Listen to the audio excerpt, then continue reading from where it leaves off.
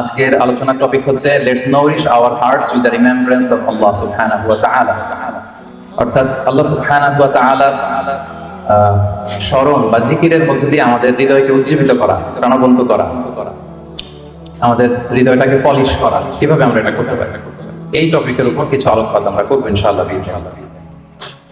সম্মানিত সুধী, আল্লাহ তাআলার সন্তুষ্টিমূলক যে কোনো বিষয় এটা মনে মনে চিন্তা করা কিংবা মুখ দিয়ে বলা কিংবা কাজে বাস্তবায়ন করা, এটাই বেসিক্যালি যিকরুল্লাহ বা আল্লাহর স্মরণ। আমি আবার বলছি, আল্লাহ তাআলার সন্তুষ্টিমূলক যে কোনো কিছু মনে মনে চিন্তা করা কিংবা মুখে প্রকাশ করা অথবা কাজে বাস্তবায়ন করা, এটাই হচ্ছে যিকরুল্লাহ বা আল্লাহর স্মরণ, রিমেম্ব্রেন্স অফ আল্লাহ। বিশেষ করে আল্লাহ তাআলার পবিত্র নামগুলো স্মরণ করা। আমরা জানি যে আমাদের দেহকে সতেজ রাখার জন্য, প্রাণবন্ত রাখার জন্য খাবারের প্রয়োজন হয়। ঠিক তেমনি ভাবে আমাদের আত্মা বা আমাদের হৃদয়কে সতেজ রাখার জন্য খাবারের প্রয়োজন হয়, আর সেই খাবারটা হচ্ছে যিকরুল্লাহ, আল্লাহর স্মরণ, রিমেম্ব্রেন্স অফ আল্লাহ সুবহানাহু ওয়া তাআলা। এবং রাসূল সাল্লাল্লাহু আলাইহি ওয়াসাল্লাম বলেছেন যে আমাদের দেহের সবচেয়ে দামি অঙ্গ হচ্ছে আমাদের এই কলব বা আমাদের হৃদয়। বিষ্ণু সাল্লাল্লাহু আলাইহি ওয়াসাল্লাম বলেন, ইন্না ফিল জাসাদি মুদগাহ ইযা সালাহাত সালাহাল জাসাদু কুল্লু ওয়া ইযা ফাসাদাত ফাসাদাল জাসাদু কুল্লু আলা ওয়া হিয়া কলব। নিশ্চয়ই তোমাদের দেহে একটি গোশতের টুকরো আছে, এই গোশতের টুকরোটা যদি ভালো হয় পুরো দেহটা ভালো হয়, আর এটা যদি নষ্ট হয়ে যায় পুরো দেহটা নষ্ট হয়ে যায়, আর সেটা হচ্ছে কলব বা অন্তর বা হৃদয়। তো আমাদের হৃদয়ের প্রশান্তির জন্য, আমাদের হৃদয়টাকে পরিচ্ছন্ন রাখবার জন্য, আমাদের আত্মা বা কলবকে সজীব তরতাজা প্রাণবন্ত রাখার জন্য আল্লাহ তাআলা সবসময় আমাদেরকে তার পবিত্র নামগুলোকে স্মরণ করতে বলেছেন, তার জিকির করতে বলেছেন। এবং আল্লাহ সুবহানাহু ওয়া তাআলার এই বরকতময় নামের যে লাযযাত, যে স্বাদ, এটার আনন্দ তুলনাহীন, পৃথিবীর কোনো কিছুর সাথে তুলনা হয় না। এবং যারা আল্লাহর নাম জপে, আল্লাহকে ডেকে এর তৃপ্তি পেয়েছেন, কেবলমাত্র তারাই এটা উপলব্ধি করতে পারে, তারাই এটা ভেতর থেকে, অন্তর থেকে রিয়েলাইজ করতে পারে। এবং আল্লাহ তাআলার নৈকট্য হাসিলের অন্যতম একটি মাধ্যম হচ্ছে এই যিকরুল্লাহ বা আল্লাহ তাআলার স্মরণ। এবং বেশি বেশি আল্লাহ তাআলাকে স্মরণ করার মধ্য দিয়ে আল্লাহ তাআলার সাথে আমাদের একটা গভীর অ্যাটাচমেন্ট তৈরি হয়, একটা সুসম্পর্ক তৈরি হয়। এজন্য আপনারা দেখবেন কোরআনের পরতে পরতে বিভিন্ন জায়গায় আল্লাহ সুবহানাহু ওয়া তাআলা তার জিকিরের কথা বলেছেন, তাকে স্মরণ করতে বলেছেন। যে আয়াতটি দিয়ে আমি শুরু করেছি, সূরা আহজাবের 41 এবং 42 নম্বর আয়াত, আল্লাহ তাআলা ইরশাদ করেছেন, ইয়া আইয়ুহাল্লাযীনা আমানু যকুরুল্লাহা যিকরান কাসীরা ওয়া সাব্বিহুহু বুকরাতান ওয়া আসীলা। অর্থাৎ ওহে বিশ্বাসীরা, তোমরা বেশি বেশি আল্লাহর জিকির করো বা আল্লাহ তাআলাকে স্মরণ করো, আর সকাল সন্ধ্যা তার পবিত্রতা বা তার মহিমা ঘোষণা করো। বিভিন্ন আয়াতে একই কথা আল্লাহ তাআলা রিপিট করেছেন যে আমাকে বেশি বেশি স্মরণ করো, বেশি বেশি আমার জিকির করো, এবং সকাল সন্ধ্যা আমার পবিত্রতা এবং মহিমা তোমরা ঘোষণা করো। এবং বিষ্ণু সাল্লাল্লাহু আলাইহি ওয়াসাল্লাম বিভিন্ন হাদিসে তিনি বলেছেন যে আলাইকুম বিযিকরিল্লাহ, তোমাদের উচিত বেশি বেশি আল্লাহ তাআলাকে স্মরণ করা। এক লোক রাসূল সাল্লাল্লাহু আলাইহি ওয়াসাল্লামকে বলল, ইয়া রাসূলুল্লাহ, ইন্না শারাইআল ইসলামি ক্বাদ কাসুরাত আলাইয়া, ইসলামের বিধান তো অনেক, তো এত বিধানের মধ্যে থেকে আমি কোনটা পালন করব? ফাআখবিরনি বিশাইইন আতাশাব্বাসু বিহি, আপনি একটা আমাকে বলে দেন যেটা আমি আঁকড়ে ধরে থাকতে সবসময় করব, এরকম একটা বলেন। তখন রাসূল সাল্লাল্লাহু আলাইহি ওয়াসাল্লাম বললেন যে লা ইয়াযহাল লিসানুকা রাতাবান মিন যিকরিল্লাহ, তুমি যদি একটা সাজেশন চাও তাহলে আমি বলবো যে তোমার জিহ্বাটা যেন সবসময় আল্লাহর জিকিরে সিক্ত থাকে। সবসময় তোমার জিহ্বাকে, তোমার লিসানকে, তোমার জবানকে আল্লাহর জিকির দিয়ে তুমি সিক্ত রাখো। Always keep your tongue moist with the remembrance of Allah subhanahu wa ta'ala. আল্লাহর জিকিরে, আল্লাহর স্মরণে তোমার জিহ্বাটাকে সিক্ত রাখে। তো তার মানে কোরআনের এই আয়াত এবং রাসূল সাল্লাল্লাহু আলাইহি ওয়াসাল্লামের মুখনিসৃত হাদিস থেকে আমরা বুঝতে পারলাম যে আমাদের সবসময় আল্লাহ তাআলাকে খুব বেশি বেশি স্মরণ করা উচিত। এবং এই যে শব্দটা যিকরুল্লাহ বা আল্লাহর স্মরণ, এই জিকির শব্দটা কোরআনে বিভিন্ন অর্থে এসেছে। কখনো কখনো এটা সালাত অর্থে এসেছে, যেমন আল্লাহ তাআলা বলেছেন, ইযা নুদিয়া লিস-সালাতি মিন ইয়াউমিল জুমআতি ফাসআউ ইলা যিকরিল্লাহ, জুমার আযান যখন হয় তখন তোমরা আল্লাহর জিকিরের দিকে ধাবিত হও। তো এখানে জিকির দ্বারা উদ্দেশ্য হচ্ছে জুমার সালাতের দিকে ধাবিত হও। আবার কখনো কখনো এই জিকির শব্দটা কোরআন অর্থে এসেছে। আল্লাহ তাআলা বলেছেন, ইন্না নাহনু নাযালনা যিকরা ওয়া ইন্না লাহু লাহাফিজুন, নিশ্চয়ই আমি আল্লাহ তাআলা এই জিকিরকে নাযিল করেছি, এই জিকিরকে আমি সংরক্ষণ করব। এই জিকির দ্বারা উদ্দেশ্য হচ্ছে কোরআন, মানে আমি কোরআনকে নাযিল করেছি আর এই কোরআনকে আমি সংরক্ষণ করব। আবার কখনো এই জিকির আল্লাহর আইন বা আল্লাহর বিধান অর্থে কোরআনে এসেছে। আল্লাহ তাআলা বলেছেন, ওয়ামান আ'রাদা আন যিকরি ফাইন্না লাহু মাঈশাতান দানকা, যে ব্যক্তি আমি আল্লাহর আইন বা বিধান থেকে মুখ ফিরিয়ে নেয় তাকে আমি তার জীবনটাকে আমি কঠিন করে দেব, সংকীর্ণ জীবিকা আমি তাকে দান করব, এবং কিয়ামতের দিন ওয়ানাহশুরুহু ইয়াওমাল কিয়ামাতি আ'মা, তাকে অন্ধ করে আমি কিয়ামতের দিন উত্থিত করব।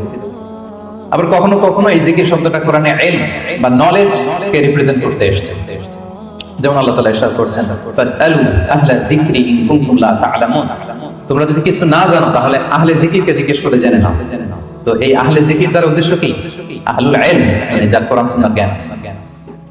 আবার পাশাপাশি জিকির বলতে আল্লাহ স্মরণও বোঝায়, সিম্পলি আল্লাহ তাআলাকে স্মরণ করা, যেটা আমাদের আজকের টপিক, রিমেম্বারেন্স অফ আল্লাহ সুবহানাহু ওয়া তাআলা। যে আয়াতটা দিয়ে আমরা শুরু করেছিলাম যে ইয়া আইয়ুহাল্লাযীনা আমানু যকুরুল্লাহা যিকরান কাসীরা, ওহে বিশ্বাসীরা তোমরা আল্লাহ তাআলাকে বেশি বেশি স্মরণ করো। তাহলে সাধারণত স্মরণ করার অর্থ কোরআনে পাওয়া যায়।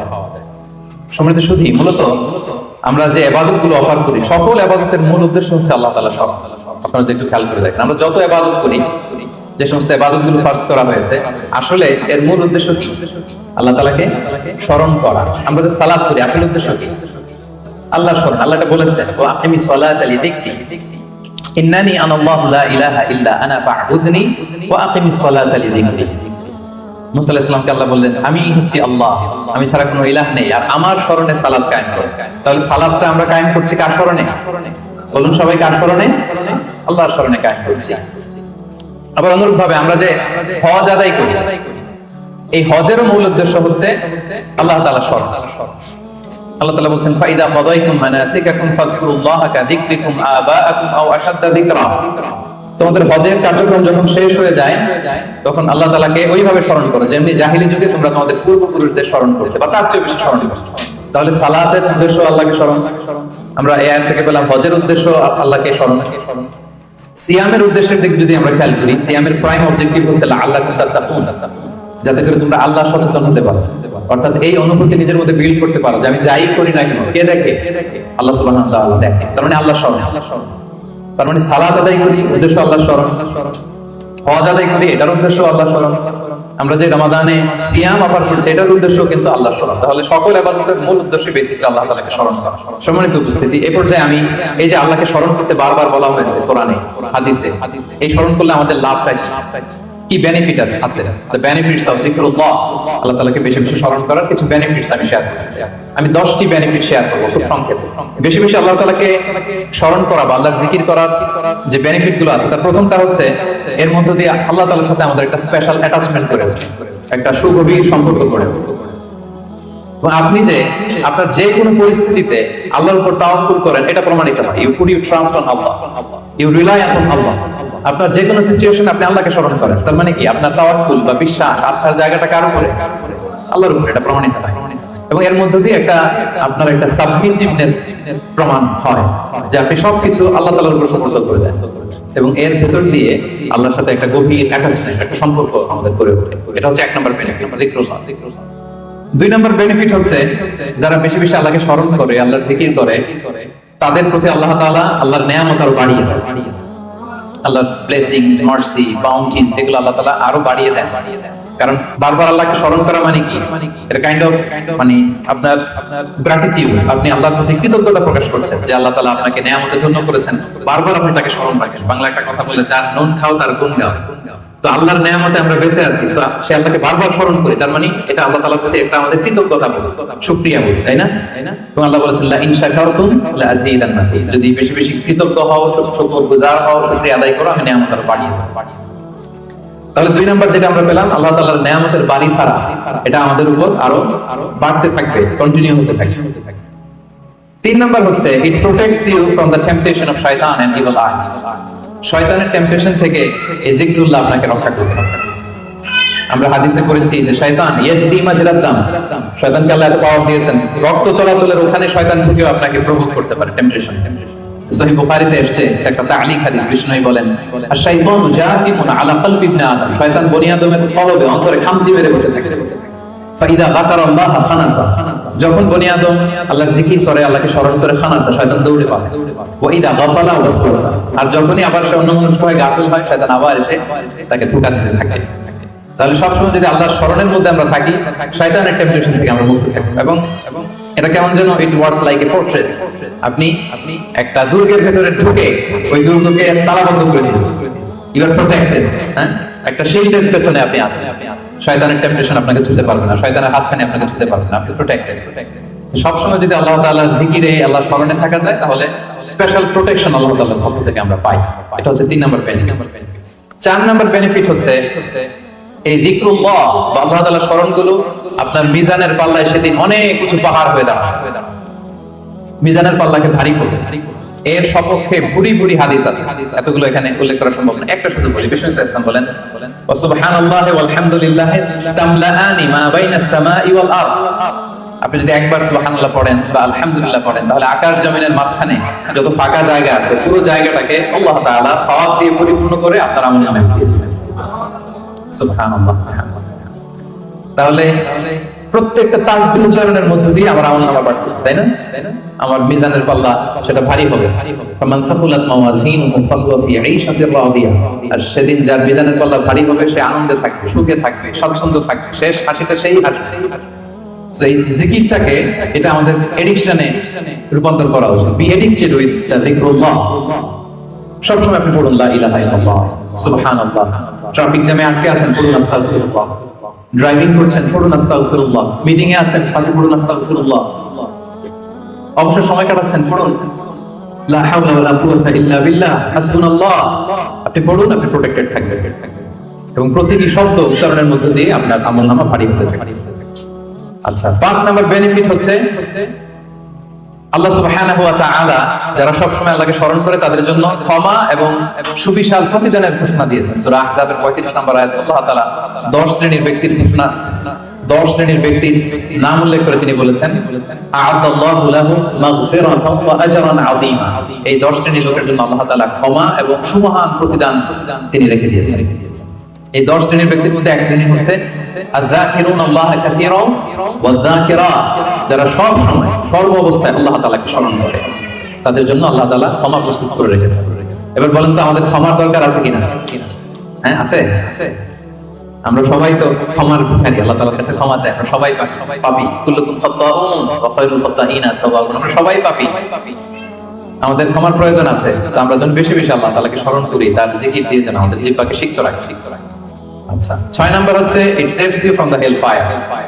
আল্লাহর জিকির জাহান্নামের আগুন থেকে মানুষকে বাঁচায়। রাসূল সাল্লাল্লাহু আলাইহি ওয়াসাল্লাম বলেন, লিকুল্লি শাইইন সিকালা ওয়া সিকালাতুল কুলুবি যিকরুল্লাহ। সবকিছুকে পলিশ করতে হয়, আর অন্তরের পলিশ করার পদ্ধতি হচ্ছে যিকরুল্লাহ, আল্লাহর জিকির। আল্লাহর জিকির ছাড়া কোনো কিছু দিয়ে হৃদয়কে পলিশ করা যায় না। এরপর বিষ্ণু সাল্লাল্লাহু আলাইহি ওয়াসাল্লাম বলেছেন, মা মিন শাইইন আনজা মিন আযাবিল্লাহি মিন যিকরিল্লাহ। আল্লাহর আযাব থেকে বান্দাকে বাঁচাতে আল্লাহর জিকিরের চেয়ে কার্যকরী দ্বিতীয় কোনো জিনিস আর পৃথিবীতে নেই। আল্লাহর আযাব থেকে রক্ষা করতে সবচেয়ে কার্যকরী হাতিয়ার হচ্ছে যিকরুল্লাহ, আল্লাহর স্মরণ। সব সময় উঠতে বসতে আল্লাহ তাআলাকে স্মরণ করা। তাহলে বেশি বেশি জিকির আমাদেরকে জাহান্নামের আগুন থেকে বাঁচাবে। 8 নাম্বার বেনিফিট হচ্ছে, এটা খুব ইন্টারেস্টিং, যদি আপনারা একটু খেয়াল করেন, যে এই জিকিরটা এটা যে কোনো সময় করা যায়। কি বলেন? যে কোনো সময় করা যায়, যে কোনো পরিস্থিতিতে করা যায়, ইন এনি সিচুয়েশন, যেখানে থাকেন করা যায়। আল্লাহ বলেছেন, ফাযকুরুল্লাহা কিয়ামান ওয়া কুউদান ওয়া আলা জুনুবিহিম। দাঁড়িয়ে করা যায় আল্লাহর জিকির, বসে করা যায়, শুয়ে করা যায়, ইভেন আপনি যদি অপবিত্র থাকেন তখনও করা যায়। আল্লাহর জিকির করার জন্য, আল্লাহকে মনে মনে স্মরণ করার জন্য কিন্তু পবিত্রতার প্রয়োজন নেই। সবাই এক। ইভেন আপনি যদি জুনুবি হালাতে থাকেন, মানে আপনার উপর গোসল করা ফরজ, তখনও আপনি আল্লাহর জিকির করতে পারবেন। ইভেন আমাদের বোনদের যখন পিরিয়ড চলে, তখনও তারা আল্লাহর জিকিরগুলো করতে পারে, তাসবিহগুলো করতে পারে, তাহলিল করতে পারে। সুবহানাল্লাহ। তাহলে এটা এমন একটা আমল, এটা সব সময় করা যায়, যে কোনো মুহূর্তে করা যায়, যে কোনো সিচুয়েশনে করা যায়। সেজন্য আমরা যেন নিজেদেরকে আল্লাহর জিকিরের সাথে জুড়ে রাখি, সম্পৃক্ত করে রাখি। সব সময় আমাদের জিহ্বা যেন আল্লাহর জিকির দিয়ে আমরা সিক্ত রাখি। 9 নম্বর বেনিফিট হচ্ছে, আমরা যদি আল্লাহর জিকির করি, আল্লাহ আমাদের জিকির করে। সুবহানাল্লাহ ওয়া বিহামদিহি। আল্লাহ তাআলা বলেন, ফাযকুরুনি আযকুরকুম ওয়াশকুরুলি ওয়া লা তাকফুরুন। ওহে বান্দারা, তোমরা আমাকে স্মরণ করো, আমিও তোমাদেরকে স্মরণ করি। আমরা আল্লাহকে স্মরণ করলে আল্লাহ আমাদেরকে স্মরণ করে। সুবহানাল্লাহ। এটা অনুভূতির বিষয়। প্রাইম মিনিস্টার আনোয়ার ইব্রাহিম যদি আমাকে স্মরণ করে, আমাকে নিয়ে কথা বলে প্রাইম মিনিস্টারের অফিসে, এটা কেমন ফিল হবে আপনাদের? জো বাইডেন আমাকে নিয়ে আলাপ করে হোয়াইট হাউস, এটা কেমন ফিল হবে আপনাদের? আরশের মালিক আল্লাহ সুবহানাহু ওয়া তাআলা আপনাকে স্মরণ করে, আপনার নাম উল্লেখ করে, এটা কেমন লাগে আপনার কাছে? আল্লাহু আকবার।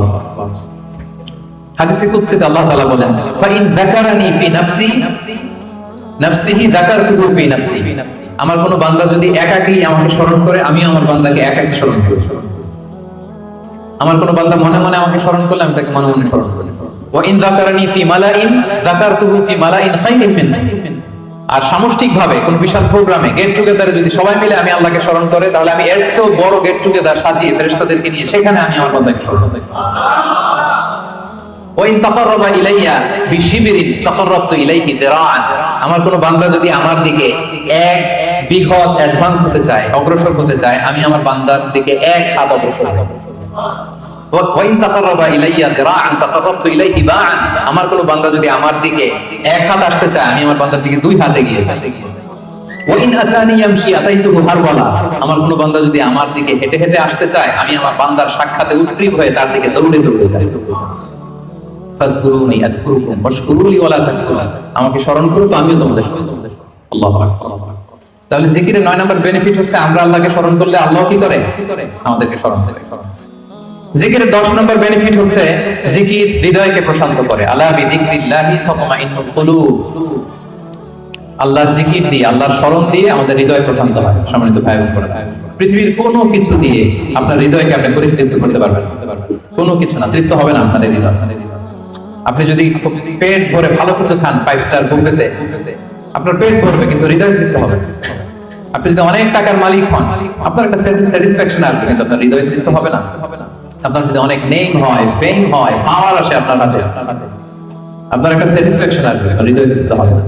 বিবাহিতরা তারা যদি ফিজিক্যাল ইন্টিমেসিতে যায় হালাল পন্থায়, তার ডিজায়ার ফুলফিল হয় কিন্তু তার কল্প তৃপ্ত হয় না, হৃদয় তৃপ্ত হয়। হৃদয় তৃপ্ত হয় কেবলমাত্র শুধুমাত্র একমাত্র একটি নামের স্মরণে। নামটা কি? আল্লাহ। আলা বিযিকরিল্লাহি তাতমাইন্নুল কুলুব। জেনে রেখো, শুধুমাত্র কেবলমাত্র আল্লাহর নামের স্মরণেই আমাদের হৃদয় প্রশান্ত হয়। আল্লাহর জিকিরেই আপনি মনোদৈহিক প্রশান্তি লাভ করবেন। বিষ্ণু সাল্লাল্লাহু আলাইহি ওয়াসাল্লাম বলেছেন, মাসালুল লাযী ইয়াযকুরু রাব্বাহু ওয়াল্লাযী লা ইয়াযকুরু মাসালুল হাইয়্যি ওয়াল মাইয়্যিত। যে ব্যক্তি আল্লাহকে স্মরণ করে আর করে না, তাদের পার্থক্য হচ্ছে জীবিত আর মৃতের মতো। যে আল্লাহকে স্মরণ করে তার হৃদয়টা জীবিত, আর যে ব্যক্তি আল্লাহকে স্মরণ করে না, অ্যাপারেন্টলি তাকে জীবিত মনে হলেও আল্লাহ বলে তার হৃদয়টা মৃত। ইবনে তাইমিয়া আলাইহি রাহমা উনি বলতেন, পানি ছাড়া যেমনি মাছ বাঁচতে পারে না, পানি থেকে মাছ উঠিয়ে ফেললে মাছের যেরকম অবস্থা, কোন বান্দা যখন গাফিল হয়ে আল্লাহর জিকির থেকে দূরে সরে যায়, তার হৃদয়ের ঠিক ওই অবস্থা হয়ে যায়। এটা মৃত অন্তরের রূপান্তরিত হয়। শুনতে হয়। তাহলে আল্লাহর স্মরণের সর্বশেষ 10 নম্বর বেনিফিট আমরা যেটা পেলাম সেটা হচ্ছে আলা বিযিকরিল্লাহি তাতমাইন্নুল কুলুব। আল্লাহর জিকিরে আমাদের হৃদয় প্রশান্ত হয়। তাহলে 10টা বেনিফিট আমরা তো বুঝতে পারলাম নাকি? এখন কি মনের মধ্যে আগ্রহ জাগতেছে বেশি বেশি আল্লাহর তাসবিহ, তাহলিল, জিকিরগুলো করার অবসর টাইমে? হ্যাঁ, ইনশাআল্লাহ বলেন সবাই। ইনশাআল্লাহ, আল্লাহ আমাদের তৌফিক দান করুন।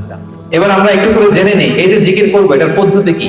জিকিরের পদ্ধতি নিয়ে আবার অনেক কথাবার্তা আছে। কোন পদ্ধতিতে এই জিকিরটা আমরা করব? শুরুতেই তো আমরা এতটুকু বলেছি যে আল্লাযীনা ইয়াযকুরুনাল্লাহা কিয়ামান ওয়া কুউদান ওয়া আলা জুনুব। যে দাঁড়িয়েও জিকির করা যায়, বসেও করা যায়, শুয়েও করা যায়।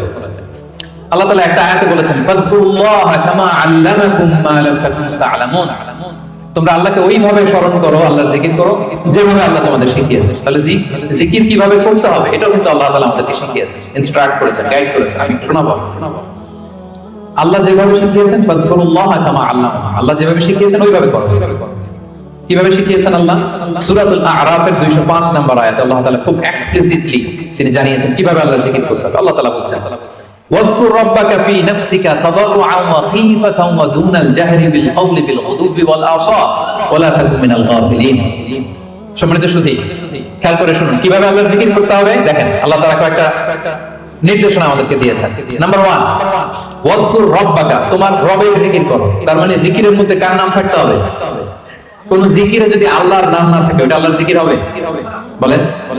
আপনি বাংলাদেশে অনেক জিকির দেখবেন যে এমন কিম্ভূত কিমাকার অদ্ভুত আওয়াজে জিকির করে যেখানে আল্লাহ তাআলার পবিত্র নাম খুঁজে পাওয়া যায়। এরকম জিকির আছে না? এটা কি কোরআন অনুযায়ী জিকির হলো? আল্লাহর নাম থাকতে হবে 1 নম্বর শর্ত। এরপর আল্লাহ বললেন ফি নাফসিকা, জিকির করতে হবে মনে মনে। কিভাবে? মনে মনে জিকির করতে হবে, মনে মনে আল্লাহ তাআলাকে স্মরণ করা। এটা রেকমেন্ডেড, এটা বেশি ভালো। যদি আপনি আওয়াজ করে করতে পারবেন এটা জায়েজ আছে। 2 নম্বরে হচ্ছে তাদাররুআন, সবই নয়, আপনার একটা বিনীত ভাব থাকতে হবে জিকিরের মধ্যে। 3 নম্বর হচ্ছে খীফাতান, ভীত বহবল চিত্তে, আল্লাহর ভয় আপনার অন্তরে জাগ্রত থাকতে হবে জিকিরের সময়। তারপর হচ্ছে দুনাল জাহরি মিনাল কওল, অনুচ্চ স্বরে, আওয়াজ করে না, চিৎকার চেঁচামেচি করে না। আওয়াজ করে জিকির করা যাবে শুধু তালিমের ক্ষেত্রে। ধরেন যে আমি শিক্ষা দিচ্ছি আমার স্টুডেন্টদেরকে বা লোকদেরকে যে এটা হচ্ছে লা ইলাহা ইল্লাল্লাহ, তো আমি আওয়াজ করে না বললে ওরা শুদ্ধভাবে উচ্চারণ করতে পারবে? তালিমান তারবিয়াতান এটা যায় আছে, কিন্তু বেসিক্যালি জিকির হবে ফি নাফসিক, মনে মনে, তাদাররুআন সবিনয়, খিফাতান ভীতবহুল চিত্তে, দুনাল জাহরি বিল কওল অনুচ্চ স্বরে আল্লাহ তাআলাকে ডাকা। এটা হচ্ছে জিকিরের পদ্ধতি, কোরআনের আয়াতের আমল। হাদিসে বিষ্ণু ইসলাম আরেকটা যোগ করেছেন। এক হাদিসে বিষ্ণু বলেন 7 শ্রেণীর ব্যক্তিকে আল্লাহ তাআলা কিয়ামতের দিন তার সুশীতল আরশের নিচে ছায়া দিবেন, যেদিন আল্লাহ সেই ছায়া ছাড়া কোনো ছায়া থাকবে না। এর মধ্যে এক শ্রেণীর ব্যক্তি হচ্ছে রাজুলুন যাকারাল্লাহ খালিয়ান ফাফাদাত আইনা, এমন ব্যক্তি যে গোপনে আল্লাহকে ডাকে। যাকারাল্লাহ খালিয়ান, বিষ্ণু আরেকটা যোগ দিয়েছেন খালিয়ান, গোপনে। গোপনে জিকির এটা আল্লাহ তাআলার কাছে বেশি পছন্দ। এরপর তিনি আবার বললেন ফাফাদাত আইনা, অশ্রুসিক্ত নয়নে, চোখের পানি ছেড়ে অশ্রুসিক্ত নয়নে যদি আমরা জিকির করি, ওই জিকিরটা, ওই দোয়াটা আল্লাহ তাআলার কাছে খুব দ্রুত কবুল হয়ে যায়। 2 ফোঁটা আল্লাহর কাছে সবচেয়ে প্রিয়। আওয়াজ করে বলুন তো কয় ফোঁটা? 2 ফোঁটা। এক হচ্ছে জিহাদের ময়দানে মুজাহিদের গা বেয়ে রক্তের ফোঁটা, জিহাদের ময়দানে মুজাহিদের শরীর থেকে ঝরে পড়া রক্তের ফোঁটা আল্লাহর কাছে বড় প্রিয়। 2 নাম্বার হচ্ছে অনুতপ্ত বান্দার চোখের পানির ফোঁটা। একজন বান্দা তার কৃতকর্মের জন্য অনুতপ্ত হয়ে যখন কাঁদে, অশ্রু বিসর্জন দেয়, তার চোখের পানি, তার চোখ বেয়ে, তার নাক বেয়ে জমিনে ড্রপ করার আগেই আল্লাহ এই বান্দাকে মাফ করে দেয়। তাহলে মুজাহিদের রক্তের ফোঁটা আর অনুতপ্ত বান্দার চোখের পানির ফোঁটা আমার কাছে খুব প্রিয়। বিশ্বনবী তাই বললেন, রাজুলুন যাকারাল্লাহ খালিয়ান ফাফাদাত আইনা, এমন ব্যক্তি যে গোপনে আল্লাহকে স্মরণ করে আর অশ্রুসিক্ত নয়। তাহলে জিকির কিভাবে করব? মোটামুটি একটা পিকচারাইজেশন হয়েছে না? হ্যাঁ, ওয়াজকুর রাব্বাকা ফি নাফসিকা, মনে মনে জিকির করুন, তাদাররুআন সবিনয়ে, খিফাতান ভীতবহুল চিত্তে, দুনাল জাহরি বিল কওল অনুচ্চ স্বরে। আর হাদিসে এসেছে খালিয়ান, গোপনে, ফাফাদাত আইনা অশ্রুসিক্ত নয়। এইভাবে যদি আমরা আল্লাহ তাআলাকে স্মরণ করি, এইভাবে যদি আমরা কায়মুল বাক্যে আল্লাহকে ডাকি, এইভাবে যদি আল্লাহ তাআলার কাছে চাই, আল্লাহ তাআলা এই দৃশ্যটা দেখতে পড়তে পছন্দ করেন। তাহলে জিকিরের পদ্ধতি সবার কাছে ক্লিয়ার। এর বাইরে যে লম্ফ জম্ফ দিয়ে অদ্ভুত কিমাকার আওয়াজ করে জিকির করলে এটা হবে? ওটা কোরআন সুন্নাহর সাথে সাংঘর্ষিক হবে। এভাবে জিকির করা যাবে। সুস্পষ্ট আল্লাহ তাআলার পবিত্র বরকতময় নাম বোঝা যেতে হবে এবং গোপনে অনুচ্চ স্বরে নীরবে আল্লাহ তাআলার নামকে জপতে হবে। এবার the question arises, কোন জিকিরটা করব? জিকির তো অনেক, কি বলেন? আমরা একটু জেনে নেই যে সবচেয়ে শ্রেষ্ঠ জিকির কোনটা। কেউ কি জানেন সবচেয়ে শ্রেষ্ঠ জিকির কোনটা? হ্যাঁ, সুবহানাল্লাহি ওয়া বিহামদিহি। আর একটু বলেন, আওয়াজ করে, সাহস করে বলেন। লা ইলাহা ইল্লাল্লাহ, এটা চলে আসে। এটা সবচেয়ে শ্রেষ্ঠ জিকির। সহিহ মুসলিমের বর্ণনা, বিষ্ণু ইসলাম বলেন, আফদালুল যিকরি লা ইলাহা ইল্লাল্লাহ, সবচেয়ে শ্রেষ্ঠ জিকির হচ্ছে লা ইলাহা ইল্লাল্লাহ। আপনার কাছে মনে হয় এটা তো সিম্পল, তো সবাই জানে, এটা তো সবাই পড়ে না? আল্লাহ তাআলার কাছে এটা অনেক দামি, সবচেয়ে শ্রেষ্ঠ জিকির। এটা একটা বিপ্লবী বাণী, এটা একটা সুমহান বাণী। এটাকে বলা হয় কালিমাতুত তাওহীদ, একত্ববাদের ঘোষণা আছে। লা ইলাহা ইল্লাল্লাহ, আল্লাহ ছাড়া কোনো ইলাহ নেই, কোনো উপাস্য নেই, কোনো বিধানদাতা নেই, কোনো আইনদাতা নেই। এটা সুমহান বাণী। এটা যাচ্ছে তাই ছোটখাটো কোনো বাণী নয়। লা ইলাহা ইল্লাল্লাহ আফদালুল যিকরি লা ইলাহা ইল্লাল্লাহ। অবসর পেলেই, সময় পেলেই পড়বেন লা ইলাহা ইল্লাল্লাহ, লা ইলাহা ইল্লাল্লাহ, লা ইলাহা ইল্লাল্লাহ। এটা কালিমাতুত তাওহীদ, আল্লাহ তাআলার সুমহান বাণী। এটা যে আমাদের কাছে খুব স্বাভাবিক জিকির মনে হয়, এটা এই ব্যাপারটা আবার অস্বাভাবিক না, এটা অস্বাভাবিক। কারণ মুসা আলাইহিস সালামের কাছে এমন মনে হয়েছে, মুসা আলাইহিস সালাম সরাসরি আল্লাহর সাথে কথা বলতেন। মুস্তাদরাকে হাকিমে একটা হাদিস এসেছে, মুসা আলাইহিস সালাম আল্লাহকে বললেন, ইয়া রাব্বি আল্লিমনি শাইআন আযকুরুকা বিহি ওয়া আদউকা বিহি। মুসা আলাইহিস সালাম আল্লাহকে বললেন, আল্লাহ আপনি আমাকে এমন একটা জিকির শিক্ষা দেন যে জিকিরটা দিয়ে আমি আপনাকে ডাকবো, আপনার কাছে চাইবো, এবং এটা আর কেউ জানবেন, আপনি আর আমি। তো আল্লাহ বললেন, ইয়া মুসা কুল লা ইলাহা ইল্লাল্লাহ, হে মুসা তুমি পড়ো লা ইলাহা ইল্লাল্লাহ। মুসা আলাইহিস সালাম বললেন, ইয়া রাব্বি কুল্লু ইবাদিকা ইয়াকুলু হাদা, হে আল্লাহ আপনার সব বান্দাই তো এটাই পড়ে। লা ইলাহা ইল্লাল্লাহ তো সবাই জপে, সবাই পড়ে। আমি তো স্পেশাল কিছু চেয়েছিলাম, ইন্নামা উরিদু শাইআন তাফসুনি বি, আমি এমন কিছু চেয়েছি যেটা স্পেশাল, এটা এই নামে আমি ডাকবো আর আপনি জানেন, আর কেউ জানেন। স্পেশাল একটা জিকির আমাকে শিক্ষা। তখন আল্লাহ তাআলা বললেন, ইয়া মুসা লাউ তাদাউ লা ইলাহা ইল্লাল্লাহ ফি কাফা, মুসা তুমি যদি লা ইলাহা ইল্লাল্লাহকে মিজানের এক পাল্লায় রাখো, ওয়াতাদাউ আস-সামাওয়াতু আস-সাব'উ ওয়াল আরাদিন ফি কাফফা, আর সাত আকাশ আর সাত জমিন যদি আরেক পাল্লায় রাখো, লা রাজাহাত কাফফাতু লা ইলাহা ইল্লাল্লাহ, মুসা মুহূর্তেই লা ইলাহার পাল্লাটা ভারী হয়ে যাবে। সুবহানাল্লাহ। এটা যেন তেন কোনো কালিমা নয়, এটা বিপ্লবী বাণী, এটা সুমহান বাণী। এখানে ওয়াননেস অফ গড, আমি যে এক, একক, অদ্বিতীয়, অতুলনীয়, ইউনিক, এটার ঘোষণা দেওয়া হয়, লা ইলাহা ইল্লাল্লাহ। আল্লাহ ছাড়া কোনো ইলাহ নেই, আল্লাহ ছাড়া কোনো উপাস্য নেই, এটা সাধারণ কোনো বাণী নয়। তাহলে মুসা আলাইহিস সালামের মনে প্রশ্ন জেগেছিল এটা, যে আল্লাহ স্পেশাল দোয়া শিখান। আল্লাহ বললেন লা ইলাহা ইল্লাল্লাহ, উনি বললেন সবাই তো এটা পড়ে। তখন আল্লাহ বললেন এটা এত দামি, মিজানের এক পাল্লায় লা ইলাহা রাখলে আরেক পাল্লায় সাত আকাশ সাত জমিন রাখলে লা ইলাহার পাল্লা ভারী হয়ে যাবে। তাহলে আমরা লা ইলাহা ইল্লাল্লাহ এটার জিকির বেশি বেশি করব, কি বলেন? আসুন আমরা কয়েকবার পড়ি, লা ইলাহা ইল্লাল্লাহ, লা ইলাহা ইল্লাল্লাহ, লা ইলাহা ইল্লাল্লাহ। আরেকটা হাদিসে এসেছে, রাসূল সাল্লাল্লাহু আলাইহি ওয়াসাল্লাম বলেন আহাব্বুল কালামি ইলাল্লাহি আরবা, আল্লাহর কাছে সবচেয়ে প্রিয় কথা চারটি। বলুন তো কয়টি? চারটি। আল্লাহর কাছে সবচেয়ে প্রিয় কথা চারটি। এক হচ্ছে সুবহানাল্লাহ, দুই হচ্ছে আলহামদুলিল্লাহ, তিন হচ্ছে লা ইলাহা ইল্লাল্লাহ, চার হচ্ছে আল্লাহু আকবার। সুবহানাল্লাহ, আলহামদুলিল্লাহ, লা ইলাহা ইল্লাল্লাহ, আল্লাহু আকবার, এই চারটা কথা আল্লাহর কাছে সবচেয়ে প্রিয়।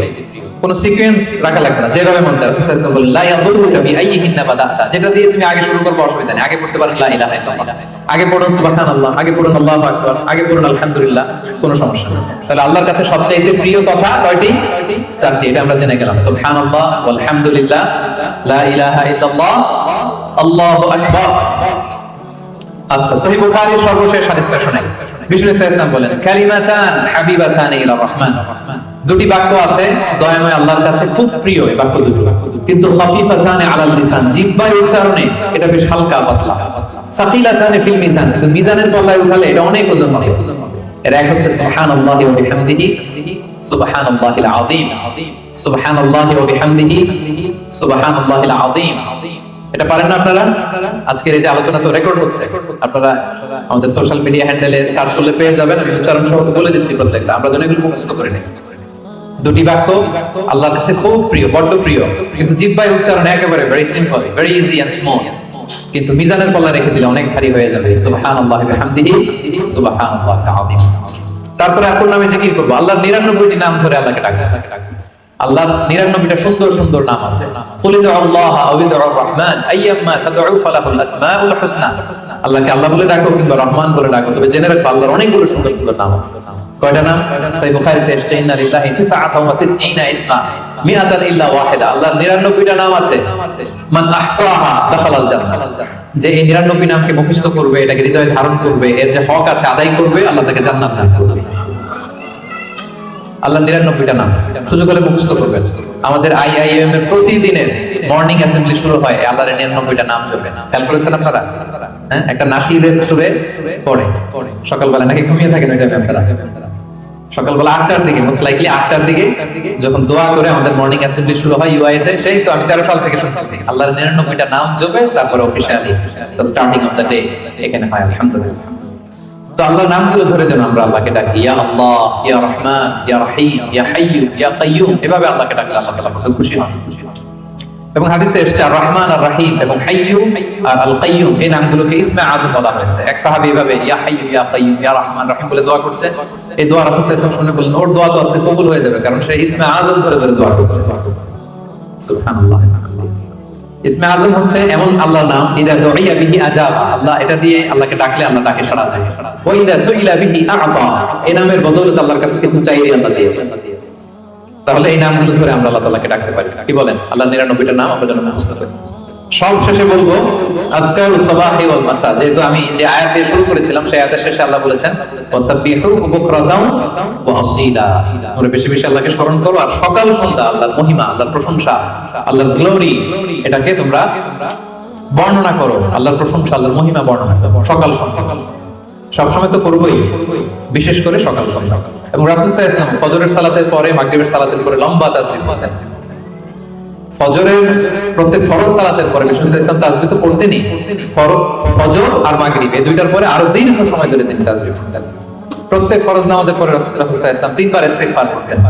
সবচেয়ে সহজ, খুব সহজ একটা জিকির, আস্তাগফিরুল্লাহ আস্তাগফিরুল্লাহ আস্তাগফিরুল্লাহ। আপনারা পড়েন তো নাকি? পড়েন। হ্যাঁ, এগুলো হচ্ছে টেক অ্যাওয়ে মেসেজ, এগুলো নিয়ে যেতে হবে সাথে করে। এই যে আইএম বাংলাদেশ কমিউনিটির সুন্দর প্রোগ্রামের আয়োজন করলাম, আমরা আসলাম, আমরা যেন প্রতিটা টেক অ্যাওয়ে মেসেজ সাথে করে নিয়ে যাই। ফরজ সালাতের পরে 3 বার আস্তাগফিরুল্লাহ আমরা পড়লাম। ইস্তিগফারের অনেক ফজিলত, বেসিক 5টা ফজিলত বিষ্ণুই বলে, মান লাজিমাল ইস্তিগফার জাআলাল্লাহু লাহু মিন কুল্লি দীকিন মাখরাজা। ইস্তিগফার যে সব সময় পড়বে ও জীবনে আটকাবে না, বিপদে পড়লেই আল্লাহ যে ক্লিয়ারের ব্যবস্থা করে দেবে, মানে ওয়ে আউট, এক্সিট। আপনি আটকাবেন, আল্লাহ আপনাকে ওয়ে আউটের ব্যবস্থা করে দিবে। অমিন কুল্লি হাম্মিন ফারাজা, দুশ্চিন্তা থাকবে না আপনার জীবনে, অ্যাংজাইটি থাকবে না, চিন্তা মুক্ত করবেন। দুইটা গেল। ওয়ারযুকু মিন হাইসু লা ইয়াহতাসিব, এমন জায়গা থেকে আল্লাহ রিজিকের ব্যবস্থা করে দিবেন আপনাকে, আপনি কল্পনাও করতে পারবেন না।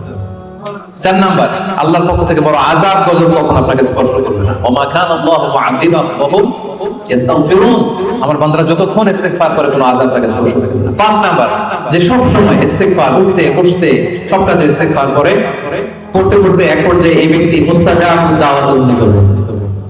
মুস্তাজাবুদ দাওয়া মানে এমন ব্যক্তি যে দোয়া করতে দেরি হয়, ওই দোয়া কবুল হতে দেরি হয়, হাত তুলতে দেরি আল্লাহ কবুল করে ফেলে। তা আমরা কি মুস্তাজাবুদ দাওয়া করতে চাই? সবাই করতে চাই? আমরা যেন বেশি বেশি ইস্তিগফার করি। এরপর রাসূল সাল্লাল্লাহু আলাইহি ওয়াসাল্লাম করতেন, আল্লাহুম্মা লা মানিআ লিমা আ'তাইত ওয়া লা মু'তিয়া লিমা মানা'ত ওয়া লা ইয়ানফা'ু যাল জাদ্দি মিনকাল জাদ। অর্থগুলো বড় সুন্দর। আল্লাহ তুমি যেটা আমাকে দিবে এটাকে আটকে রাখার কেউ নেই।